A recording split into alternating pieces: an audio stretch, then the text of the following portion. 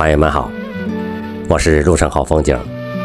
我现在是在海南省三亚市的亚洲区，今天给大家拍摄一期海边美丽风景的视频。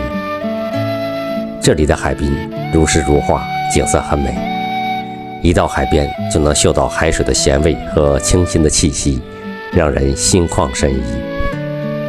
岸边的林中深处，一座座小巧的木屋掩映在绿树丛中，仿佛童话中的所在。木屋的墙壁被藤蔓和鲜花覆盖，散发着自然的芬芳。